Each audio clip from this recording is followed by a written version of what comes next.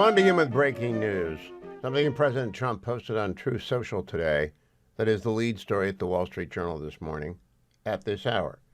President Trump threatened to revoke Harvard's tax-exempt status, escalating a feud over his anti-Semitism concerns and academic freedom at the nation's wealthiest university.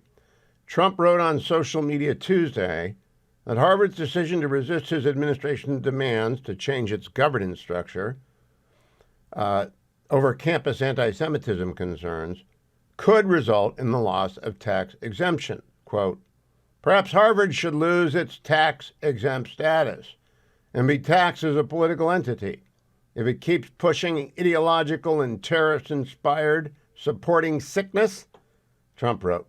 Remember, tax-exempt status is totally contingent on acting in the public interest, all in caps. Now, here's the backdrop. I entered the Department of Justice in 1984 after a year-long clerkship on the United States Court of Appeals for the D.C. Circuit. And when I walked in, I was the youngest special assistant. Nobody cared what I thought about anything. But you heard everything because the special assistants hang out in the AG's suite on the 5th floor. So you heard everything at the Friday meetings. And that fall of 1984, reverberations from Bob Jones versus the United States continued to ring throughout the building. William French Smith was still Attorney General. There were many arguments about Bob Jones. Bob Jones is a very fine university now in South Carolina. It was a very fine university for many, many decades, but it was racist for a very long time. And they were slow to change their practices. One of those practices discouraged interracial dating. They were integrated. And that slowness led to the Internal Revenue Service revoking their tax-exempt status because it was patently contrary to the Civil Rights Act of 1964 as a public accommodation, even though it was a private university. And so they lost their tax-exempt status. I believe it's been restored and long ago, like for 40 years. And that's that. Harvard comes along. They're violating a different section of the Civil Rights Act of 1964.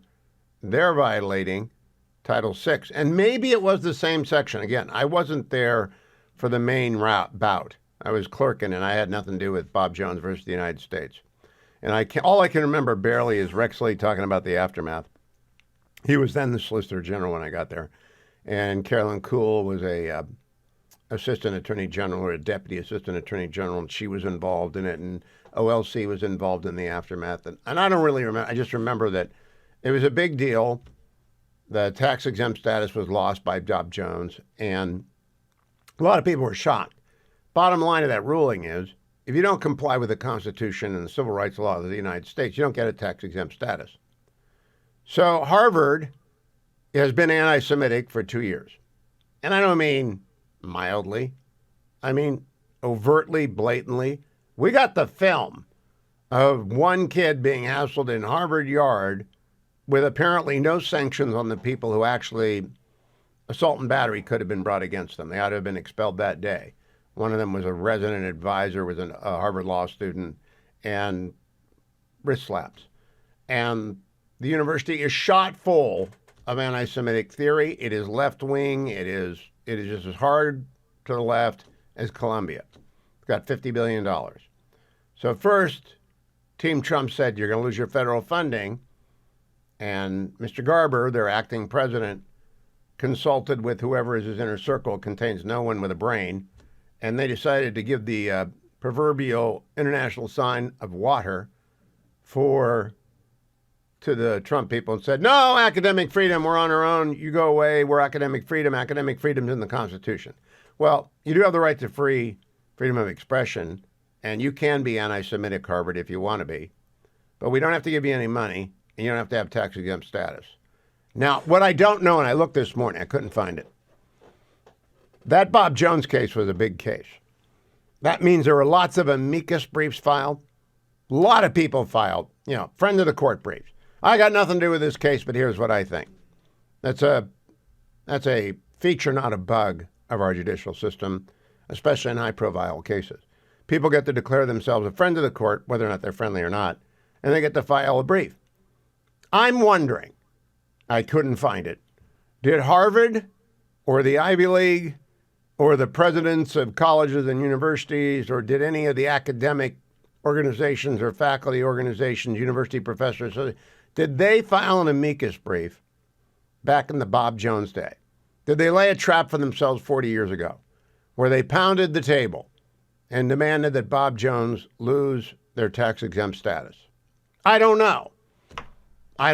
Seems to me to be kind of virtue signaling that would have been par for the course for Harvard in 1982, 83, to get involved and say, this is terrible, this is awful, this university should be punished. We're not like them. Universities should be like us. I'd love to go see. I don't know how to find him. Not going to, but someone out there, go look up the amicus briefs from Bob Jones versus the United States, 1983, and see who filed what about when you lose your tax-exempt status. Because I would like a rule of reason applied to this. I would like a rule of consistency applied to this. All right, second thing. Up early this morning, very early. Fox News called, and there's a particularly crazy story out of California. Two crazy stories.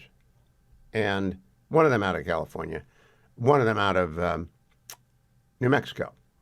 So Bill Hemmer and Dana Perino, my favorite duo on television, asked me to join them to talk about this, and so I did. Here I am talking about a couple of crazy stories this morning on cut number 2. For more on this, Hugh Hewitt, Fox News contributor, which we are thrilled about, and host of the Hugh Hewitt Show. Thank you for being here. I want to show you these attacks across the United States. If we can pull up this map. I mean, this was an aggressive move by lots of different individuals or groups, and the Attorney General has wasted no time saying, we are going to go after you. And do you think that that then could be a deterrence for future violence? I think this is the definition of deterrence, Dana, and thanks to you and Bill for having me, and I'm happy to be joining the Fox family. Deterrence is built on the broken windows theory that James Q. Wilson came up with decades ago. If you make sure that people don't break windows, other bad things won't happen down the line. Capital D deterrence is when the Attorney General comes out, and Todd Blanche also made a statement, the Deputy Attorney General. I'm sure President Trump will when he does a media availability as well. When you go after every perpetrator of every act of destruction, and I think this is 18 U.S.C. 844, explosive materials, but I'm not sure. I haven't seen the charging document. It's a message. And if there's one thing the Trump administration is great at, it's at messaging. That's why no one's coming across the border. And I think we're going to see the end of the Tesla attacks, and I think we're going to see the end of anything that the Department of Justice comes down on very, very quickly. I applaud the AG, Pam Bondi, for making it very public, very fast, and no plea deals.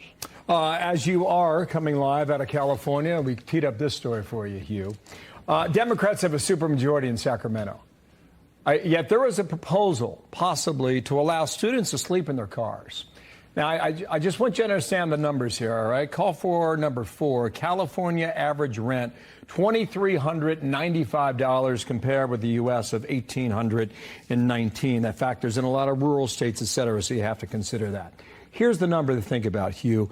1 in 4 California community college students experienced homelessness last year. And now the proposal is for overnight parking programs for students. Please make sense of this if you could. No, this is nuts. I've lived in California from 1989 to 2016. I was a land use lawyer representing developers. The problem in California is there are not enough homes and apartments. And it's a supply problem created over 50 years of no-growth left-wing policies that are anti-housing. The answer is not to create homeless encampments, and each one of these will become that. Because I ask you, Bill, can you imagine policing these cars with students in them? So people are going to enroll in the community college for $18 a credit, and then they're going to put their car in the community college parking lot. They're going to be a student. Those who even bother to comply. It will be a nightmare, and it's the kind of bad idea that drove California into an abyss, and it made people like me leave for places like Virginia because it's simply a broken state, and it's going to stay broken for as long as it's deep blue supermajorities because they don't have any ideas on how to get houses built. Good news, Doug Burgum, the Secretary of the Interior, is committed to making available for home builders land held by the United States government in private ownership. The sooner he gets that to California, the better, because it's a supply problem, not a demand problem. Well, All right, there are builders that's, that I wanna just build- wanted to make people in California aware. They want to turn your community colleges, every one of your community colleges, into a homeless encampment. That's the Democrats' answer for a housing shortage. That's why I'm leaving this state in 2 weeks. My semester's over in 2 weeks. I'm out of here. And I will have left behind little sprinklings of constitutional wisdom, then I'm gone. Noah C. Rothman joins me, senior writer for National Review. Noah, you do not remember, you can't remember, because you were 2 years old, Bob Jones University versus the United States. Are you acquainted with the decision at all? I am not. You have me pegged right. I was too. You were too. And, well, here's what you happened. Bob Jones, which is subsequently reformed and changed, it's a fine university in Greenville, South Carolina now, was originally an evangelical university that adopted the policies of the South, which were segregationists. And it evolved slowly, but not fast enough for the Department of Justice, so that while blacks were admitted, there was not allowed interracial dating. And the Department of Justice supported the Internal Revenue Service in revoking the tax-exempt status of Bob Jones University. Bob Jones fought it all the way to the Supreme Court, and the Supreme Court said, you lose your tax-exempt status if you do not comply with the Constitution and Civil Rights Act of 1964. Now, I have not yet had a chance to go back and find the amicus briefs, but I'm praying that Harvard filed one on behalf of the Department of Taxation requiring Bob Jones to lose his tax-exempt status, because I'm with the president on this. If Harvard insists on being anti-Semitic and refuses the consent decree, they ought to lose their tax-exempt status. What did you guys discuss on the editors this morning? Yeah, we had a very similar conversation, although we didn't get into the history of Bob Jones. That is a very valuable parallel. The administration's effort is expansive, and I think conservatives would be concerned if the administration was seeking primarily to influence the curriculum decisions that Harvard makes or any other school makes, the makeup of the student body, hiring and firing decisions by faculty and non-faculty administrators. What they're seeking to do is to force the administration to abandon DEI programs, which the administration has defined as discriminatory, and to engage in conduct that it compelled, with some frustration, Columbia to agree to, which seemed pretty anodyne to me. It is essentially to adhere to a code of student conduct and to oversee its non-faculty administrators and make sure that they're teaching what they're supposed to be teaching, but also to make sure that the student body isn't composed of foreign elements, non-citizen residents, who are materially supporting or rhetorically supporting the enemies of the United States, like State Department designated foreign terrorist organizations. This does not seem an especially controversial provision, particularly if you're going to leverage taxpayer dollars to induce those kind of behavioral changes. This is, I agree, within the realm of what the administration can do. And those who are arguing slippery slope arguments have points to be made, but I think they're just being dishonest. It's not like Democrats object to this tactic when it is used to advance their interests. In 2011, the Barack Obama administration promulgated a rule that essentially said, if you're compelled by the Voting Right or the Civil Rights Act and Title IX in particular, then you're under federal supervision and you have to abide by federal guidelines as defined by the administration, whatever the administration happens to be. Some enterprising law firms bid on this and tried to sue places like Hillsdale College into submission. Hillsdale College does not accept federal dollars to avoid being subject to this kind of coercion.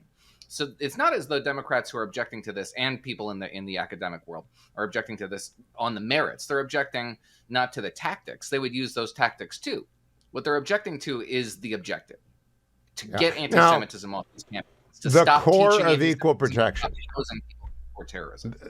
The core of equal protection is that if you're an agent of the state or you accept federal money, you may not discriminate based on race, religion, creed, ethnicity, country of origin. That's the core of equal protection.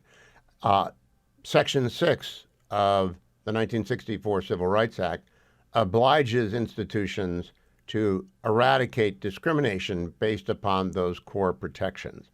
I don't think Harvard has lived up to that. and I do not object to a consent decree of the sort that was routinely used in the aftermath of Brown v. Board and the 64 Act to take over school districts that were simply dragging their heels, doing everything they could not to desegregate, not to provide equal opportunity. Now, I may be more radical than you because I was on Harvard's campus 2 summers ago. It's radical, Noah. It's absolutely over the edge nuts. And that might require stronger medicine than it might require firing some faculty. It might require some supervisors from the Department of Justice to drop in on classes. It might chill some nutters' speech. But I'm all for that because it's not safe for Jews, and it's not safe for conservatives either. It's an unsafe place. Yeah, and it's unacceptable, and the federal government is obliged to step in. I am not opposed to the measures that you're articulating. I do, however, believe that because it is an escalation, we should go sequentially up the escalatory ladder. The Biden administration established pretty plainly that America's adversaries, including Iran, are not ignorant of what's happening on campus. Indeed, they have provided, again, according to the Biden administration, material financial support for elements on these campuses that are disrupting their environments and making life miserable for American Jews and others who support American Jews. That has material effects on the conduct of U.S. foreign policy. America's enemies leverage that kind of destabilizing behavior, and the subsequent administrations should not be subject to that kind of disruption that possibly undermines U.S. foreign policy interests abroad. What I want to see the administration do is defend its case on the merits, defend what it is attempting to shield from federal scrutiny, from law enforcement scrutiny, and definitely from the retribution of this administration. Say, okay, what we really want to do is have this kind of discourse on campus, and say what that discourse is, and say, guess what? I don't really care if this is anti-Semitic or it's imperiling the interests or the safety, rather, of our Jewish students and their allies. I don't care if this is disrupting U.S. foreign policy. I don't care if this is advancing the interests of the Islamic Republic of Iran and its various terrorist proxies. What I care about is XYZ academic freedom in a very abstract 30,000-foot perspective. I want to have that conversation because I think Harvard and those like it and those in its camp will lose that conversation. So what happens subsequently after that, if the Trump administration wants to impose a consent decree or seek a consent decree and go to the courts in order to defend it, is they will have the political wind at their backs. They need to make this case public. I don't know if the editors ever invite a guest, but if you do, Leo Terrell, who's the special counsel hired from L.A. to go to DOJ to lead the anti-Semitism task force, is very skilled in explaining this. Do you guys ever have on guests on the National Review, the editors podcast? Not on the editors roundtable. Sometimes there are special editors episodes where Rich will sit down with a guest to probe them specifically. But yeah, we rarely have a guest on the roundtable formatted episodes. I would love for you to consider just one innovate. Leo is very good. Hardcore. By the way, he's been left-wing sometimes, right-wing other times. Civil rights lawyer. Out of L.A. I've been dealing with him. He's my age. I've been dealing with him forever in the media. And he's hardcore. And he has as his objective ending anti-Semitism and protecting students who are Jewish on every campus, private and public, that receives federal funds or state funds in any way. And it's a very high and noble objective. And it's one of those things. I think it's a 90-10 issue. Last question. As Rich would say, exit question. Is it 90-10, 80-20, or 70-30, Noah?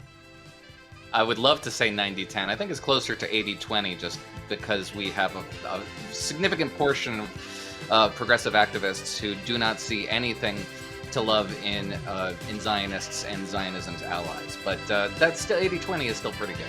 I will take that. Noah C. Rothman on X and in the National Review, the Editors Podcast. Thank you, Noah. Jonathan Williams is president and senior economist of our friends at the American Legislative Exchange Council.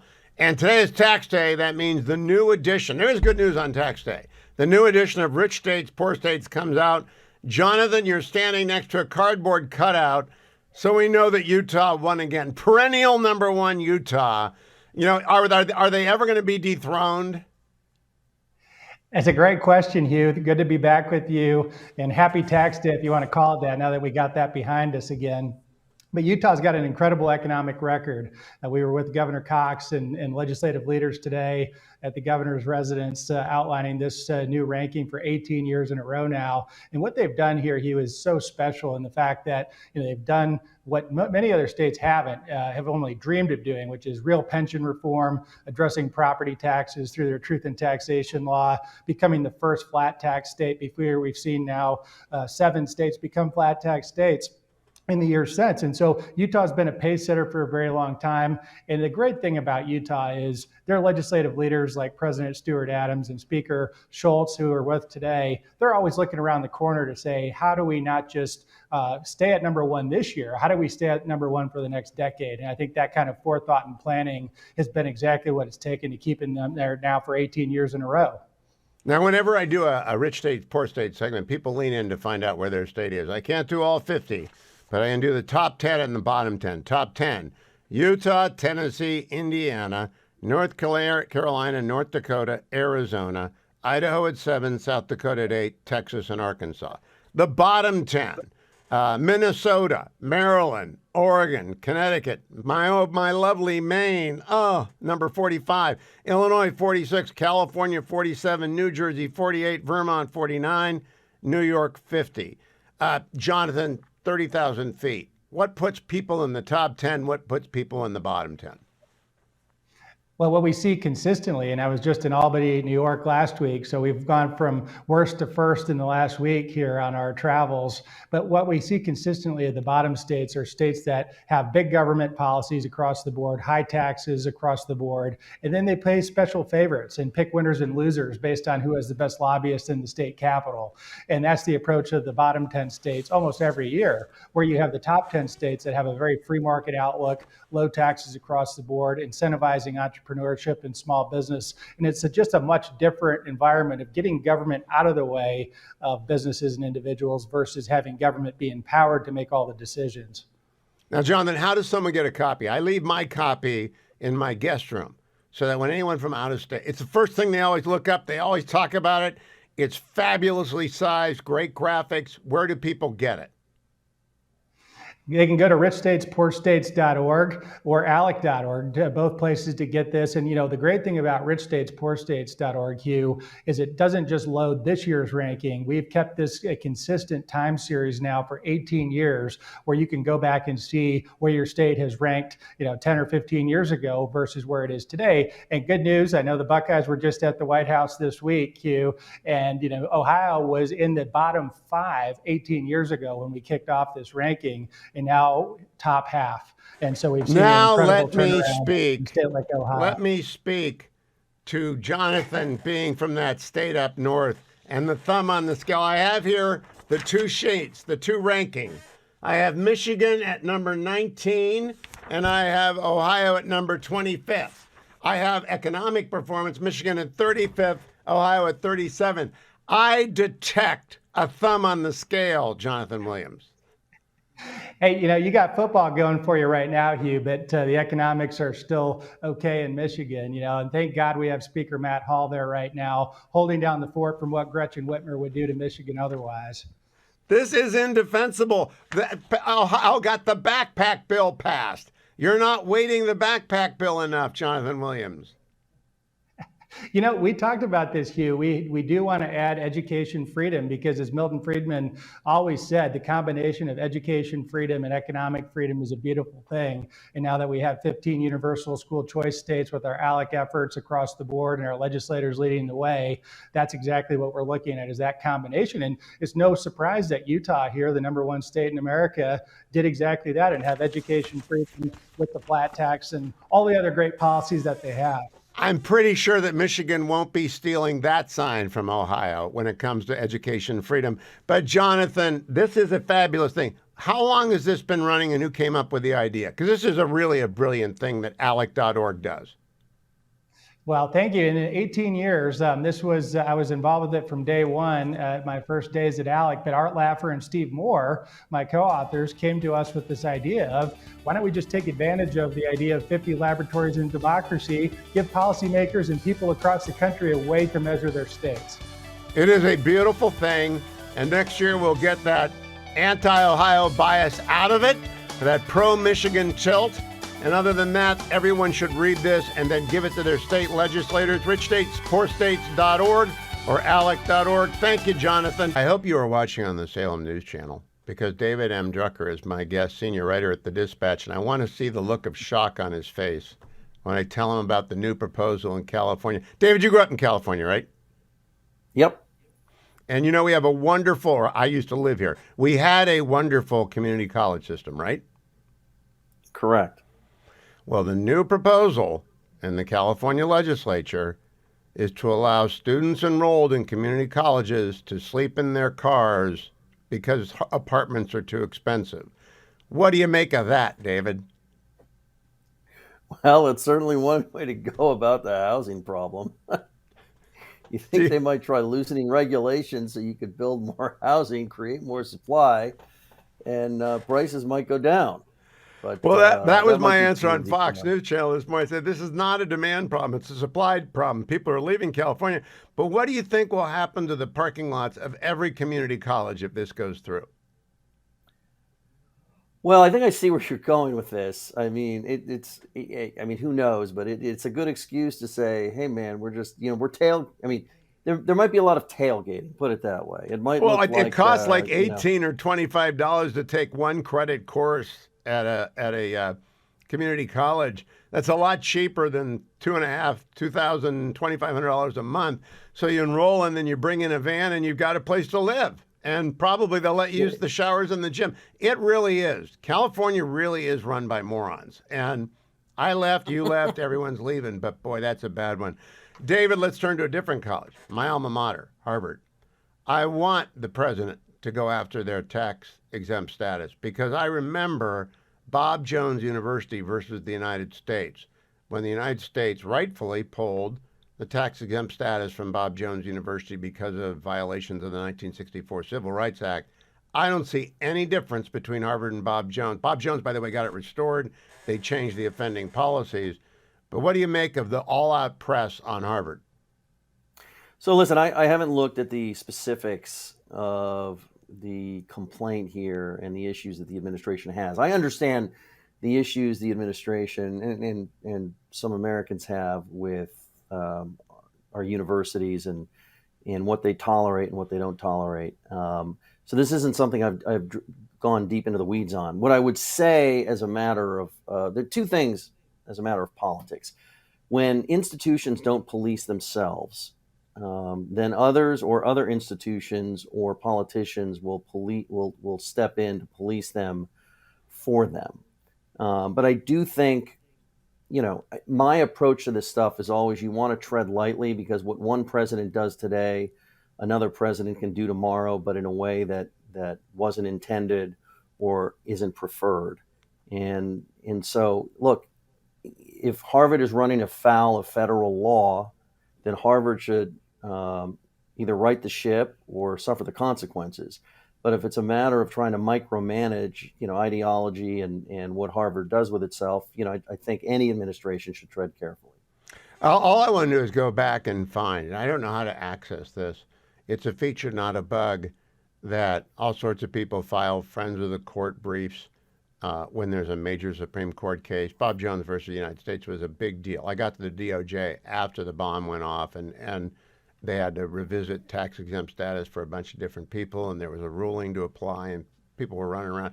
I don't know who filed an amicus, but I'm praying that Harvard did, urging that the tax-exempt status for Bob Jones University be stripped, because, of course, that would be virtue signaling in 1983-84, and now it would be a petard on which they would be hung. I just want the Jewish students at Harvard to be protected, and I'm not against ideology. I just want there to be balance in a university supported by tax dollars to the tune of $9 billion a year. Think that's too much to ask? Well, I mean, it sort of depends how you look at it. Look, I'm Jewish. I've been very concerned about what's been going on American campuses, as just personally. And I think these universities have really, let's just say that there's a double standard, and when Jewish students are targeted, it's fine, and when other students are targeted, it's not fine. And so all of the bad publicity and the scrutiny that these universities are under now is of their own doing. I think where it gets dangerous is when the federal government, or any government, but particularly the federal government, starts making ideological demands about who could be a professor and who shouldn't be a professor and what they should teach and what they shouldn't teach. I mean, this is about conduct. It should be, in my view, about conduct and not speech. Again, there's that extra layer there, or not extra layer, but very important caveat, which is if there are federal statutes that Harvard is running or any university is running afoul of, then there are consequences that should be suffered, because when you break the law, it should mean something. But I want to remind everyone, in the aftermath there. of Brown v. Board in 1954, Southern states dragged their heels. They simply would not comply. There was Brown v. Board 2, and then finally federal courts had to take over school districts and run them, sometimes for decades, and do things like teacher hiring. They mandated the hiring of teachers who were black. They mandated redistricting. They mandated school construction, magnet schools, even busing. They were very intrusive. Harvard has broken every rule when it comes to protecting their Jewish students. I don't mind if they're intrusive at all, David.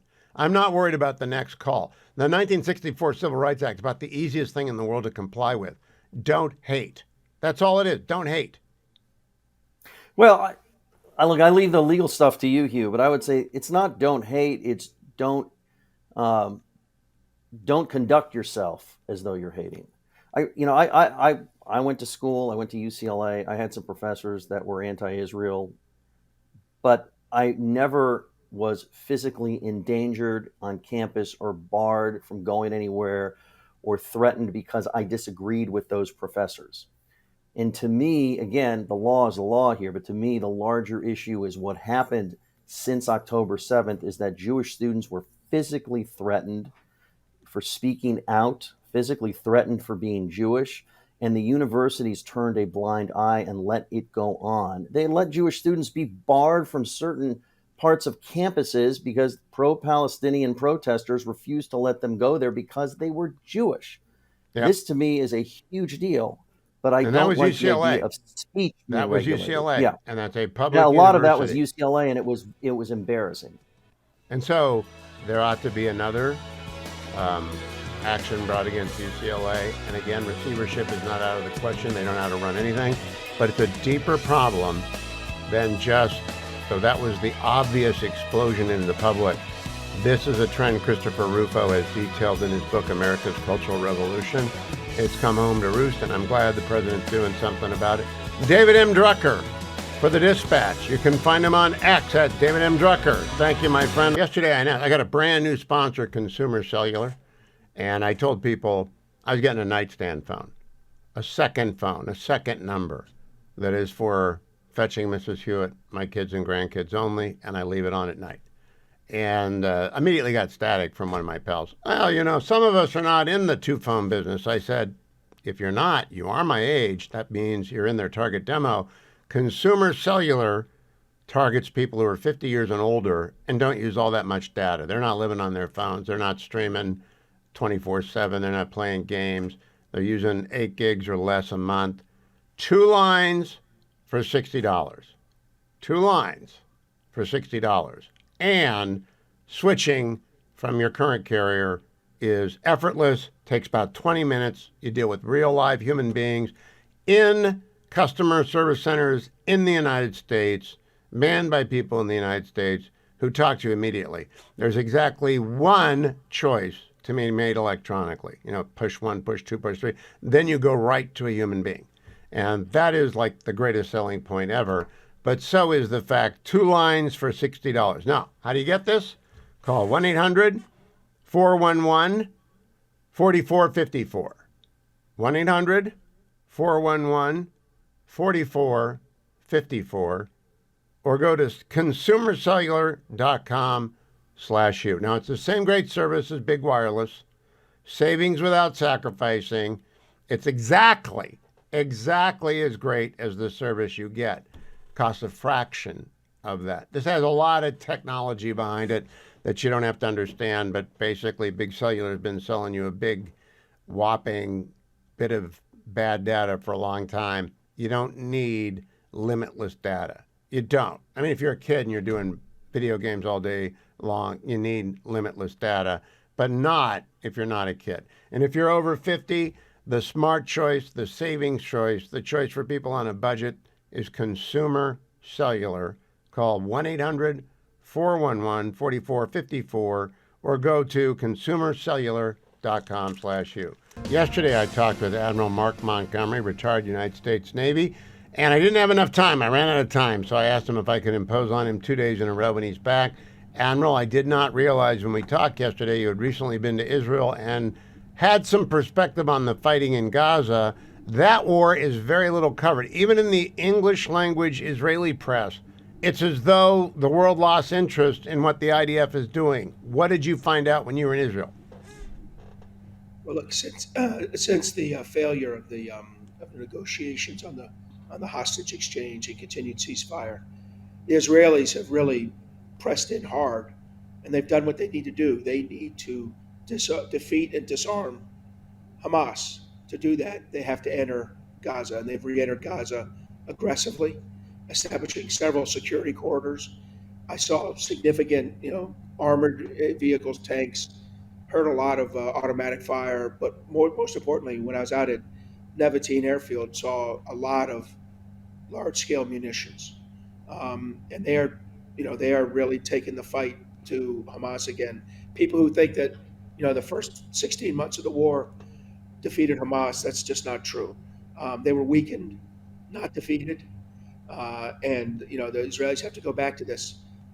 They cannot get to a successful long-term resolution where Egypt is providing the security in Gaza until they have defeated Hamas, because Egypt would never defeat Hamas on its own. Now, Admiral, there's a report in the Israeli press today that the new head of the IDF has told the Israeli cabinet, we don't have enough soldiers. And we got it. The reserves have been pressed to the wall with 16 months of service. They're bedraggled. Their businesses are falling apart, and that they haven't got the manpower to do this. Did you hear that, or is that, should we arch an eye at that? Because it's not, there's a counter story that's nonsense. But did you see any signs of war weariness on the part of the IDF? So I would break that up, and I would say, is it factually accurate that they have not invested enough in the Army before October 7th? That was true. So when October 7th started, Israel had taken several years of risk, and so they could buy the F-35s, maintain their defense budget at only 5% of GDP, and that risk was evidenced in the performance of the Army at the beginning of the war, particularly the reservists. Now, what's happened is they've gone back to the well. These reservists are on their third, fourth, fifth, sixth activations for 60, 90, 180 days. I mean, they begin to add up. And so they have the forces they need to win, but they definitely have stressed their fantastic active reserve model, they should be the envy of many of our allies like Taiwan. They have stressed that model to the maximum. I think he was saying what he believes to be true, which is that model is stressed. They need to make investments in defense. They need to improve how they treat and take care of their reservists, and then they have to recognize that that they need to invest more in the Army long term if they're going to have a ground campaign like this again. Now, Admiral, even a civilian like me understands the Philadelphia corridor had to be punched through to kill the smuggling.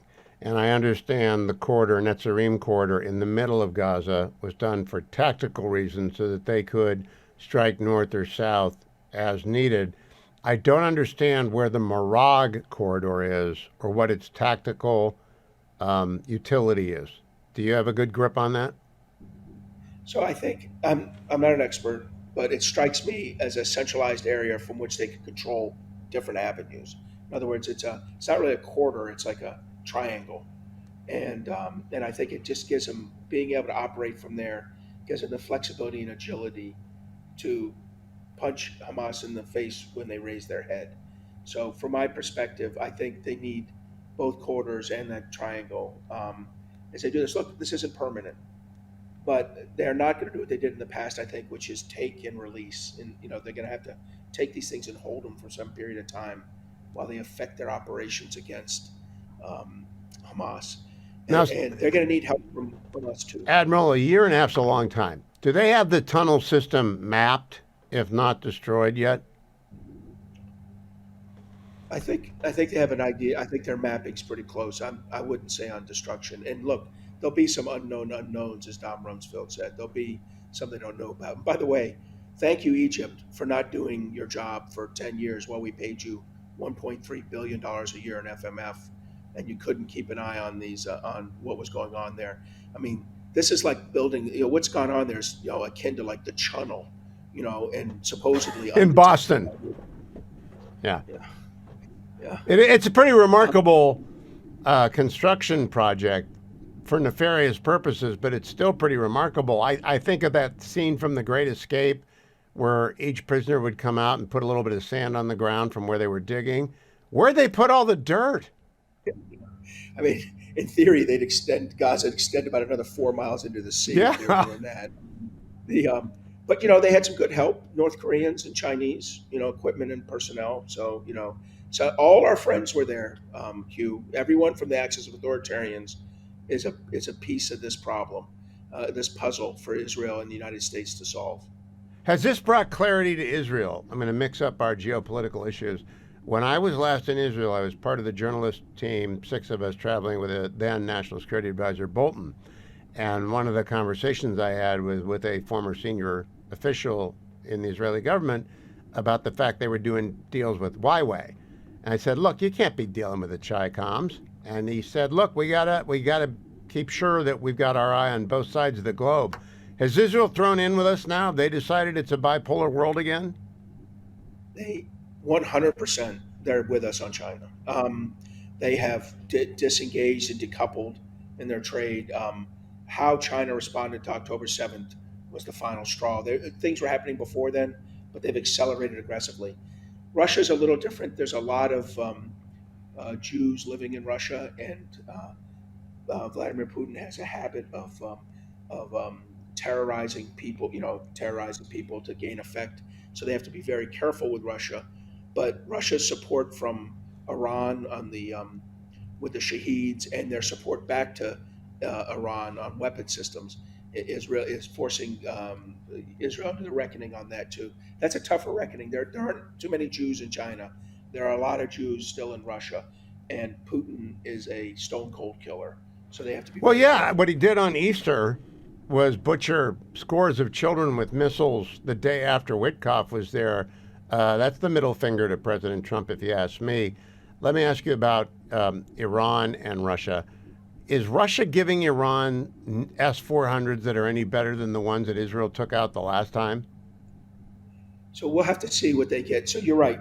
Now, Iran lost their strategic air defense in the October attack, not their indigenous air defense. So they lost those S-300s that they had. They're going to both repair those and get new ones eventually. I think it's likely they'll get S-400s. Who knows? Maybe Turkey's got some S-400s to give away pretty soon, as they come around to working with us. But the Iranians are going to get new strategic air defense systems. I will say, though, despite what Elon Musk thinks, the F-35 is kind of a kick-butt aircraft. And whether it's flown by Israeli pilots or U.S. pilots, it will eliminate that strategic air defense system prior to U.S. or Israeli forces flying kind of feet dry over the country. I had a friend who put forward, Mark Vandroff, you may know him, the Vandroff proposition: if countries not obliged to buy the F-35 buy the F-35, that's proof of concept. And he began to tick off all the countries that want to buy the F-35, and there are a lot of them. That is, to me, proof of concept. Does that make sense to you? It does. Look, part of it is the U.S. also provides a massive high-quality data link that goes with it with lots of information. So if you want to fly with us, if you're flying with us in combat and you're in an F-35, your pilots are a lot safer. Your mission success rate is going to be a lot higher. It is the best fighter aircraft in the world flying today. I think if it has a competition, it's the F-22. I was going to say, I thought you'd get an argument from the F-22 pilots, Admiral. I will, and so I'm going to concede that if there's one now, when you add in air-to-ground capability, and let me just tell you, what's hammering Gaza with U.S. weapons are F-35s. They're just as much involved as F-15s or F-16s. The last thing I'll say is they continue to eliminate one by one everyone involved in 10-7. I don't think they're ever going to stop. until anyone who came into Israel on 10/7 is dead. Do you? I don't. They didn't stop on the Munich terrorists until they got them all, and it took them 20 plus years. They won't stop on these guys, and it's going to take a hell of a lot less than 20 plus years. I agree. Admiral Mark Montgomery, thank you for coming back to join me from the Foundation for the Defense of Democracies. Did want the update on Gaza. The world has forgotten that war. I haven't. Israel continues to win it, but it's hard going. It's going to take a long time, and the IDF is up to it. Thank you, Admiral. Andrew C. McCarthy is a contributor to Fox News, but he's an editor at National Review, and he is one of the 2 participants in the McCarthy Report, a podcast I never miss. I listened yesterday to that which came out the day before, and I listened this morning to today, so I'm fully caught up. Andy, thank you for joining me. Hugh, it's my pleasure. I want to start with yesterday, the International Emergency Economic Powers Act of 1977. That was, now, I think it would be, if it gets to the court and it's been brought in the First Circuit, there'll be standing issues. If it gets past standing issues, let's just say they get to the merits. IEEPA was passed to curb the ability of presidents to do exactly what Donald Trump did. In fact, it was an immediate response to Richard Nixon's 1972 shock, where he laid down a 10% tariff on everyone. Do you really think the court is going to give a green light to the use of a statute that was intended to curb the very thing that President Trump did? No, I don't. In fact, I think the case against it is stronger now than it's ever been because of the court's major question rule. You know, the idea that if you look at other statutes, Hugh, where the president's allowed to impose tariffs, there's very strict limitations on all that stuff. The thought that in the IEEPA, Congress intended not only to give the president this tariff power, which isn't mentioned in the statute, but to do it basically with complete carte blanche, with none of the strings that are attached in other tariff litigation, to me it's a preposterous proposition. And I just have to say, my own view of this statute, for what it's worth, is I think the Supreme Court should have thrown the whole thing out once the legislative veto was found in the Chadha case in 1983 to be unconstitutional, because that statute was meant to have a control on the president's ability to find that there was an emergency and to issue sanctions. Congress was supposed to be able, within 30 days, to countermand the president without having to get the president's signature on a piece of legislation. I think once the court said that was unconstitutional, the legislative veto, then the whole statute should have gone, because without the legislative veto, you have exactly what we have now, which is a president wielding powers that nobody ever contemplated and nobody able to do anything about it. There's also, I believe that subsequent to Chadha, the statute was amended to allow for a joint resolution. I think that's what happened. But it's got limits. If it's only for emergencies, it can't be for everything. Every country in the world, I mean, that list that the president brought out is 75 or 80 countries. That's not an emergency. That's an underlying fact of economic life. And if they want to address it, I think you ought to go to Congress and get the authority to do so. So I understand your argument. The Chief Justice likes to punt because he thinks it's his constitutional role to punt and leave it to the political branches to quarrel it out. But I think even institutionalists, I think they're at least Barrett's an institutionalist, Kavanaugh is sometimes an institutionalist. Even with the originalists and the institutionalists, you got the 3 liberals will vote no. I think there's maybe not 9, maybe they'll lose 1 or 2, but I do think it's in trouble when it gets to the courts. I hope you're right. I'd like to be wrong about that. The thing I have to say, and maybe this is just my sort of default prejudice, I've said this in a number of contexts. I think the framers would have thought it was very weird that the Article 1 branch, which it gave an arsenal that was better than any other branch of the government got to combat excessiveness either by the courts or by the executive. the idea that the Article 1 branch needs the Article 3 branch to do its heavy lifting is something I think the framers would have found very strange.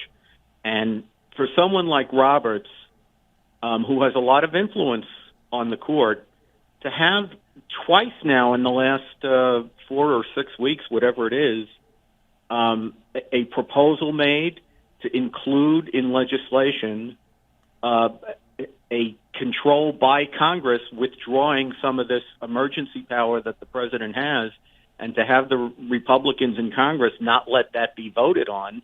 If I'm the court, I'd be pretty aggravated about that. Now, this morning's McCarthy report, which is fascinating because you're critical of the president and the administration response to the ruling 9-0 that they must facilitate the return of Mr. Garcia. I just use his last name, Garcia, from El Salvador. And Bukele yesterday, he doesn't speak English. If he had simply said, "It is not in my country's interest to return him, I'm not going to do it," that would be the end of that. But he said that ridiculous comment about it, "I'm not going to smuggle someone in." Do you think that might just be a butchered translation of what he's trying to say? No, because all the English speakers said absurd, preposterous things. Well, no, but it's only Bukele matters. Right. Yeah, I mean, Bukele was actually pretty tame compared to Steve Miller and Pam Bondi. So no, I don't think it's a translation problem. I think it's a gaslighting problem. But if he just says, "It is not in my nation's interest to return Mr. Garcia. He's a member of MS-13. I will not be returning him," that ends it, doesn't it? Because the court's not going to order him to do anything. They don't have any jurisdiction to do that. Hugh, this is all it's all a big distraction. There's an agreement. There's a written agreement between the United States and El Salvador. Any court would want, in a situation where there is an agreement between two sovereigns, including the federal government, about the custody of prisoners, any court would want the details of the deal between the sovereigns. And it's been publicly reported on the basis of commentary by Bukele's own Ministry of Public Affairs that the American government paid Salvador $6 million to house 300 prisoners for up to a year, by the end of which the United States government determines the disposition of the prisoner, which means the federal government, just as it does when it has agreements with the states to use state detention space, the federal government still has dominion and control over the federal prisoners. That's the only thing that matters. Well, this is the wonderful and terrible thing about executive agreements. I go back to Dames and Moore. They're worth the paper they're written on. They can be torn up and amended the next day. And if Bukele says, "Oh, this wasn't what I intended, and I'm not going to abide by that," and in fact the administration is winking and nodding at him, I think the court is blocked out as surely as if Joe Petonio pancaked someone on a pulling guard. It's really, the courts can't get into stuff like this. I'm pretty... Well, no, go ahead. I don't agree with that. I think the courts can't make Salvador and the United States either have an agreement or not have an agreement. But once they make an agreement, the details of which affect the rights of people who are legitimately before federal courts because they have cognizable claims, then what the United States government can do is subject to judicial review. Andy, I've only watched the Supreme Court once, Dames and Moore. I happened to be in town for a summer clerkship, and the guys at Baker and Bott said, "Here's a ticket, go down, watch Dames and Moore." So I went, and I couldn't believe what I was hearing, because all these lawsuits against the revolutionary government of Iran had proceeded at great lengths, and some people had judgments, and the executive order swept away all those judgments of the United States courts saying, X, Y, and Z Corporation was owed $18 million from Iran. And they just said, those don't count. They're going to The Hague. At which point I realized executive agreements are very, very powerful, and Dames and Moore stands for the proposition that they win. I just don't think that if Bukele says no, the court's going to try and sanction anyone on Team Trump. Now, there are ways that you get back. You know, if you swear at the umpire under your breath, you can get thrown out of the game, or he can just call every ball a strike, right? Yeah, but I think nobody is saying, and I'm sure the Supreme Court is not going to say, that it can order Bukele to do anything. What it can do is order the United States government, under the terms of the agreement it made, to facilitate this guy's return. And then we'll see what the government does. Look, as Rich and I discussed today, the fact of the matter is, as Hamilton said, the court is the weakest branch. It can't force anyone to do anything in the sense that it doesn't have the sword and it doesn't have the purse. But that's what happened in the Civil War. Tawney told Lincoln to produce the body. He was sitting as circuit judge, but Lincoln just blew him off, non-acquiescence. Right. And I think that's what's going to happen here, and I'm not going to be upset. I am going to be upset if they deny minimal habeas to anyone now, because the 2 9-0s, and there are different ways of counting, but they've twice agreed, 9-0, that everybody in the United States, no matter what your status, is entitled to de minimis habeas proceedings, which I think you got to show up in a court somewhere, and you got to have an argument that it's not me. You got the wrong guy. John Belushi and Carrie Fisher in Blues Brothers. You got to be able to throw everything at the court or at a court. Do you think that's like the bottom line? Everybody gets notice and a hearing, and the Supreme Court was very explicit. After the date of this opinion, everybody gets notice. I think that's absolutely true for anybody who is still in the United States to whom these proclamations might apply. So when we're talking about the proclamations, I guess what we mean is the Alien Enemy Act, and to the extent the State Department in February designated MS-13 and Tren de Aragua as terrorist organizations. If you say, that's not me, I'm not a member, you're entitled to notice and an opportunity to be heard on that point. And I think they will get that. Andy, the part of this morning's McCarthy report that had me shaking my head a little bit is I think you suggested Team Trump is trying to break the court. I disagree. I think there's a phrase in the Patrick O'Brien novels about Jack Aubrey and Stephen Maturin from the Napoleonic Wars, coming in high, which means coming in real hot, trying to aggressively push the law. I think they're coming in high on the Alien Enemies Act to get as expansive an interpretation of their authority under that, to get to Zone 1 in Jackson's 3-zone theory, and that they'll live there, wherever they get. But they're coming in demanding as much deference as possible. And in the Trump versus JGG, they got a nod from the per curiam that the Alien Enemies Act is entitled to, has got very limited judicial review. So I think they're going to get there. I think they're going to find out that if you're in the country and the Secretary of State says your being here is contrary to the best interest of the United States foreign policy, out you go, green card or not. I think they're aiming for that, Andy, and I wouldn't be unhappy if they got it. Well, let's clarify, Hugh, what I meant by break the court, because I think I'm not sure listeners are going to understand exactly what that means. What I said is that what I think Trump is trying to do is eviscerate the limits on his authority. He is trying to accumulate as much power in the executive as he can. And what that means is to, in a very public way, show that the Supreme Court can't force him to do anything, which is basically what we've been talking about for the last, 10 or 15 minutes, whatever it is. That's what I mean by break the court. I don't mean break the court as an institution that can decide cases, which is its main job. I mean break the court in the sense of, well, I didn't say break the court, but what I mean is to eviscerate the court as a meaningful check on executive authority along the lines of, what we were talking about before, which is that the court doesn't have purse strings and it doesn't have force. It's got judgment.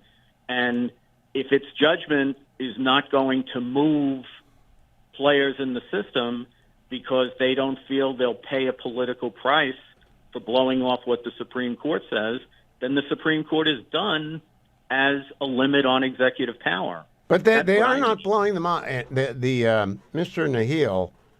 Cahill is getting his day in court in New Jersey or someplace, and other people are getting their Immigration court. yeah, they're getting what they asked for because of the court's rebuke in D.C., even though they lack jurisdiction subsequent in Trump versus JGG.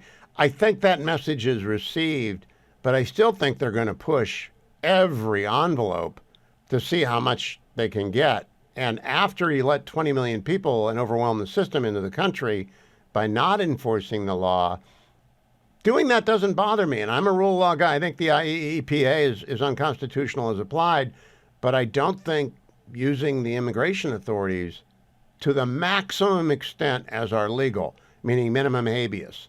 Do you think that's okay? I do.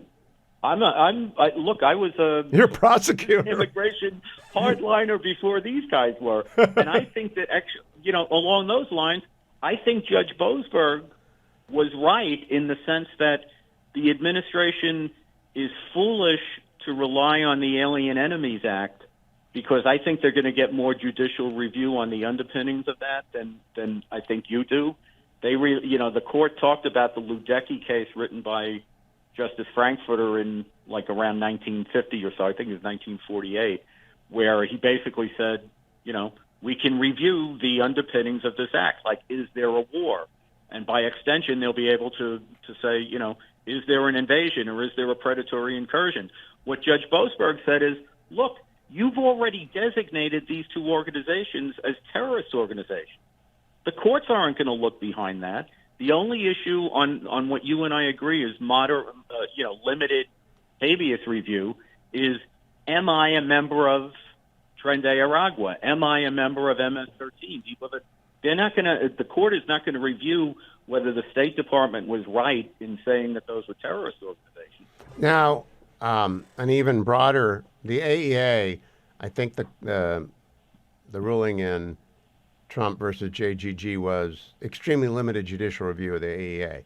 But in green card cases where the holder isn't AEA Right. covered, you covered the process today. I'm going to go to a break and then ask you to explain to the audience what rights are owed, because I don't know. What rights are owed to a green card holder? They have the highest legal status in the United States, but it's not a citizen.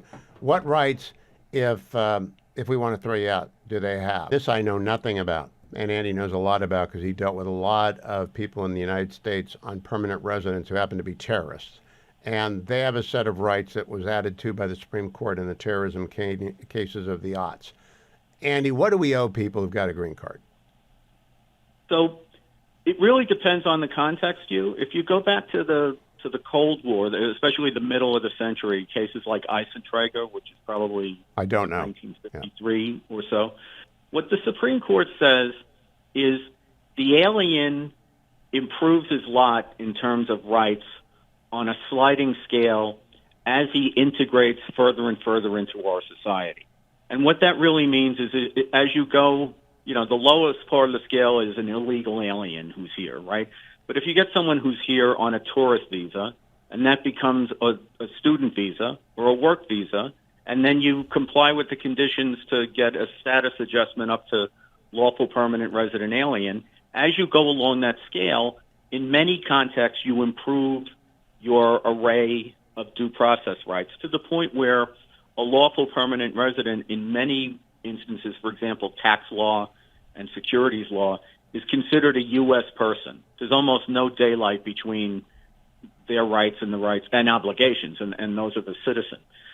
But in some contexts, everybody's rights are the same. So, for example, if you're thrown into the criminal justice system, the government has to prove guilt beyond a reasonable doubt, regardless of whether you're a citizen or an illegal alien.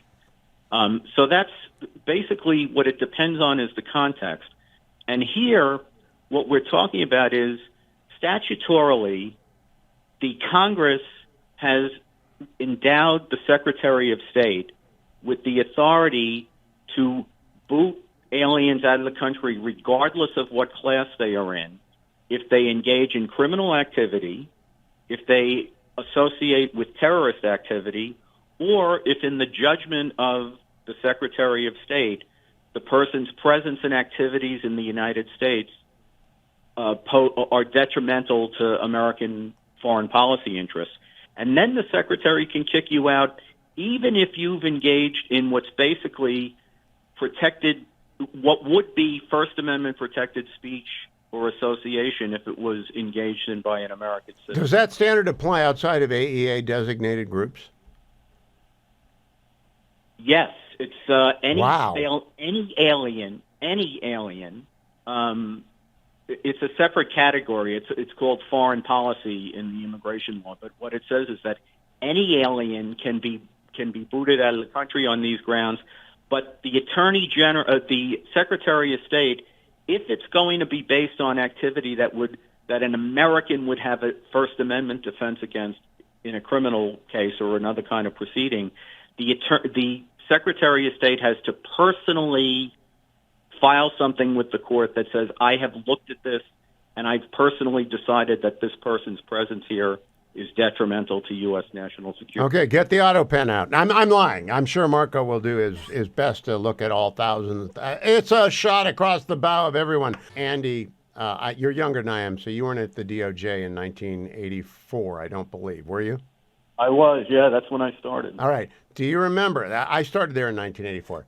The fallout from Bob Jones versus the United States. The university had lost its tax-exempt status, and there was, in the 1983 decision, there was much hue and cry about what to do next. And they, of course, had failed to come into the modern era. They admitted blacks, but they didn't admit them on an equal basis on the campus, so they lost their tax-exempt status because they violated the Constitution and the Civil Rights Act of 1964. Harvard is now up on a high horse. I think it's the same case. It's just anti-Semitism, not discrimination against blacks. What do you think about the president's throwdown on Harvard today? I like the idea of going after all of these universities on anti-Semitism grounds and DEI grounds. I don't like doing it by executive order. I think that's a bad practice. We have a civil rights division in the Justice Department, and I think it would be perfectly appropriate to turn them loose on these universities. I also think, like to the extent the president says endowments ought to be on the table, I think endowments ought to be on the table. But I don't like, whether it's in the context of the universities or the law firms or these individual guys like Christopher Krebs, I don't like these bill of attainder type executive orders that lay out a bunch of accusations of misconduct and then impose sanctions. And in terms of what's going on with the universities, it reminds me of what I most disliked about the Obama administration, which is that its Justice Department would open a pattern or practice investigation in civil rights on a police department or a municipality. None of those municipalities have enough of a budget that they can go toe-to-toe with the Justice Department, and they extort them into signing consent decrees where the municipality agrees to a bunch of stuff the government could never impose by regulation or legislation, but because it's a statute, they basically strong-arm them to agree to a bunch of stuff that isn't good for the public interest and that the government shouldn't be allowed to do. Well, that's why I like them going after Harvard. There's no question that, they're not the federal government, but they got a lot of resources and they got a lot of lawyers, and everyone's going to sign in as amicus. I'm just hoping they filed an amicus brief in Bob Jones, arguing that Bob Jones should lose their tax exemption. I don't know that they did. I'm just praying that they did. But Leo Terrell is the special counsel in the Civil Rights Division. Harmeet Dillon has gone there. I think they're going to go for a consent decree, such as we saw in the aftermath of Brown v. Board with school districts that were recalcitrant. And it might reach down to the hiring and firing, like we hired and fired teachers in districts that weren't compliant, the construction of new facilities, the eradication of programs that were anti-Semitic. I think it can go pretty far, Andy, and I think the rot is deep in some of these institutions. It certainly is at Harvard. I was on campus 2 summers ago, and I'm just amazed at how radical it is. And I don't even know how to convey it to people how radical it is. I had to agree to go to a reunion, I had to consent to a half dozen different stipulations about what I would say and do on campus. That's how crazy it is. It's just sort of a mind virus has got there. And digging that out may be difficult. I do worry about individual targets, but Harvard can take care of itself, right? Yeah, I think your point there is well taken. What I don't like about these things, Hugh, is when it's not really an arm's length situation. When you're dealing, as the government is, when they're dealing with municipalities that really are not in a position to litigate them. But, Harvard can go toe-to-toe with these guys. I just would like to see them do it the right way. I'd like to see the Civil Rights Division make clear that, number one, it's open for business and taking its obligations seriously, but also that unlike under democratic regimes where it's basically the province of democratic interest groups, they're the only ones that you can activate the civil rights laws for, I have a lot of confidence that Harmeet Dillon would take the position that the civil rights laws apply to everyone, which includes Jewish kids walking across the campus trying to get to class.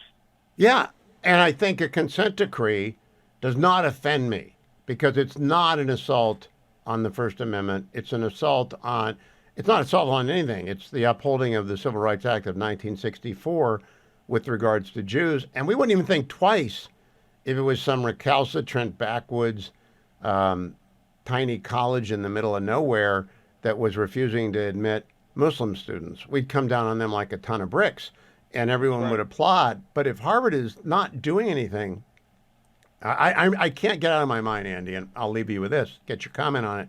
In front of my freshman dorm, a Jewish kid got assault and battery by a Harvard law student and surrounded by 6 people and not allowed to proceed.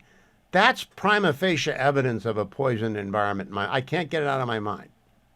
Yeah, both that they would do it and that they thought they could get away with doing it. Let's face it, in modern times, if you change the facts and it's a black kid who's being stopped from, enjoying the fruits of a college experience, the Justice Department would come down on them like a ton of bricks, and nobody would expect anything any different. And my only point is that quality of justice ought to be available across the board to everyone, not just special interest groups that progressives like. I agree. Do I get my 3rd McCarthy report every week? Have you and Rich worked that out yet? Boy, he's got to up the ante if he wants 3 out of 8. How about just one on baseball? You guys might want to cover the Guardian someday. I just want to say it's always the Mets and the Yankees, the Mets and the Yankees, the Mets and the Yankees. Honest to goodness, you lose half your audience in the first 5 minutes, but I listen because I learn. Andrew C. McCarthy on X. The McCarthy Report is must listening if you want to be smart about the legal issues of Trump 2.0. Thank you, Andy. Always a pleasure. Thanks, you. Appreciate it. Don't anyone go anywhere except over to Pragertopia. If you're missing Dennis, here's a little bit of a sample. Andrew Breitbart is, as I say, a force of nature. Things that are revealed so often start with him. I was a default factory setting liberal, but when I graduated from college with a degree in American Studies, which was basically cultural Marxism, I realized that I had a worse work ethic than I had when I If you're watching on the Salem News Channel, my smile is as big as possible because Andrew was a friend. Dennis is a friend. We hope Dennis will be back in June. In the meantime, join Pragertopia to get your daily fix of Andrew with special guests like Andrew Breitbart at Pragertopia.com. That, of course, is Superman by our friend John Androzek of Five for Fighting. John will join me to start the next hour. He's released a new version of Superman to honor an Israeli singer who is held hostage by Hamas for a year and a half now. We'll begin next hour with that. I'll be talking with John Androzek. I do want to do a market update brought to you every day by American Federal. Our friends at American Federal, Nick Grovich and team, can be reached at 1-800-221-7694. That number is on your screen if you're watching on the Salem News Channel. If you're not, you can remember AmericanFederal.com. They operate across the country, coast to coast. 1-800-221-7694. They buy and sell gold. And they do it the old-fashioned way. What's the market price today? They add their commission, and they sell it to you. Or if you have gold to sell, you get them the gold. They assay it. Then they tell you what it's worth. Then they reduce it by their commission, and they pay you cash. Better than a pawn shop, better than every gold dealer I know. They are straight up honest as the day is long. They've been doing it for 40 plus years. And I do believe as in precious metals as part of a balanced portfolio over the course of your life. Start when you're young, keep up that habit. Buy gold once or twice a year on the same day, and the market price won't matter. The market price today, by the way, it went up to $3,245 an ounce. $3,245 an ounce. If you've been buying gold for a lot of years, you're happy.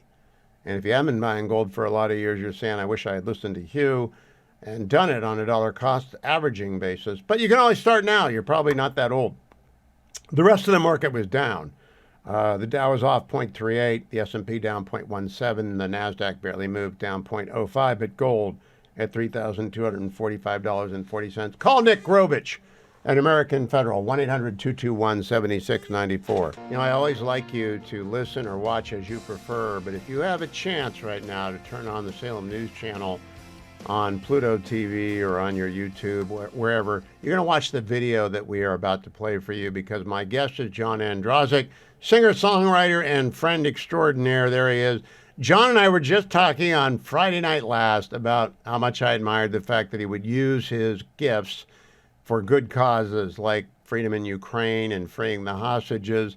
Then he dropped a new video that I was unaware of, a new Superman cut. John, welcome. Tell us about Alon. I don't know anything about him except what I looked up after I saw you had done this and how you got involved in this. Well, first, Hugh, I have to say I love your new hours. When it's daylight when I talk to you. But, you and me both, John. Yes. You and me both. I bet, buddy. A couple weeks ago, Alon Oel's mother and her team reached out to me. Alon is a hostage in Gaza, 557 days. He turned 23, 24 years old in captivity. He's also a wonderful piano player. And she asked if I would do some kind of musical collaboration with her to bring awareness to her son's plight and all the hostages' plight in Gaza. And of course, I was honored to do so. It became clear very quickly that Superman should be that song, certainly with its historical nature and recognizing the heroes of 9/11. Of course, October 7th is Israel's 9/11. The fact that I played Superman a year ago this week in Hostage Square on Alon's piano. His piano is sitting in Hostage Square, and people just walk by and play it. And I played it there. And then they sent me a picture of him at 8 years old in his Superman jammies. And that really broke us all down. But certainly I'm honored to support them with this new version. We changed a few lyrics to recognize the fortitude of the hostage families. And fortunately, it's going global right now. And thanks to folks like you, that's why it's happening. We're going to play it in a minute. I went and looked up some background on Alon Ohel after John released this video. His mom gave an interview to the Times of Israel recently. Alon, quote, has shrapnel in his eye, he has shrapnel in his shoulder, he has shrapnel in his arm. Alon has been bound in chains this entire time, has had almost no food, at most one pita a day over a very, very, very long time, more than a year. An anguished Edith Ohel told Channel 12 at the time. So he's in danger of losing his eyesight, which, of course, for a musician, unless you're Stevie Wonder or Ray Charles, is a disaster. And it just brings home an additional human element of this story. How was it to work with Edith? Because that's getting in there close, John. That's digging into the darkness of grief pretty closely. You know, it's tough. You know, when I went to Israel, I met with many hostage families, and I actually had my son with me, Johnny. He's 24, and I'm sitting with them, and their kids are my son's age, and I can only imagine the agony they go through every day. I was working with Rachel Goldberg when Hirsch was murdered, and we still just, I get sick to my stomach thinking about that. And when you talk to the hostage families, you have these two emotions. You're sad, you're broken for their suffering.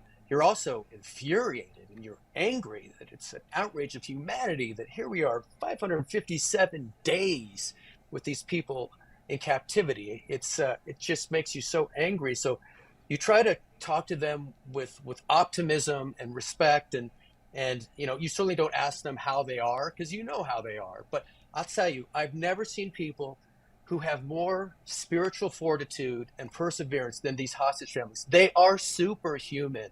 And this song, I think, really reflects on them. And that's why I think Superman was the perfect choice. All right, let's play it now, and I'll come back and talk with John at its conclusion. Can you play it, Harley, please? This is for Alon, all the hostages and their families. May they be home soon.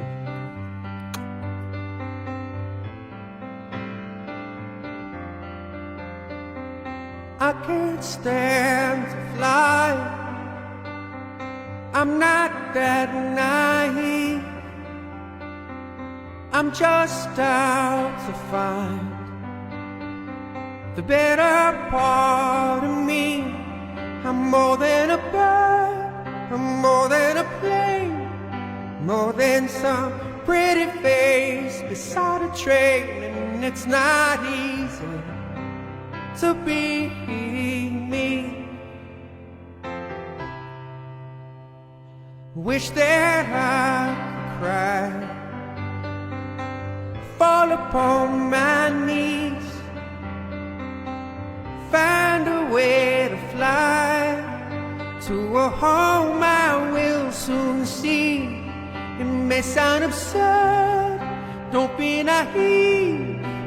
Even heroes have the right to bleed. I may be disturbed, won't you concede?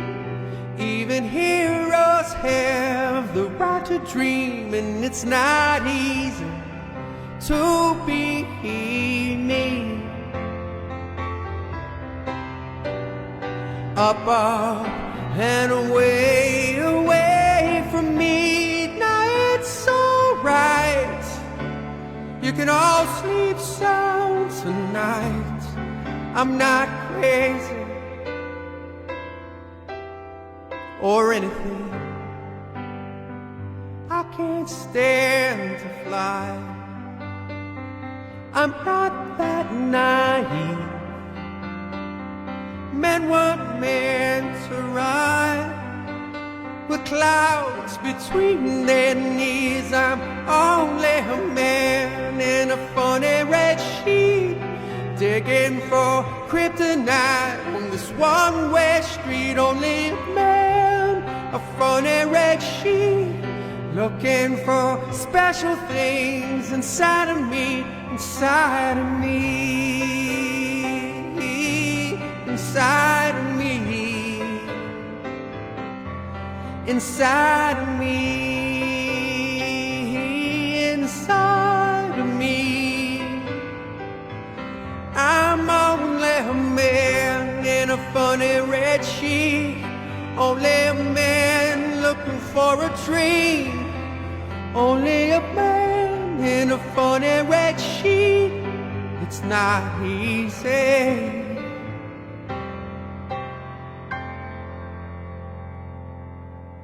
It's not easy to be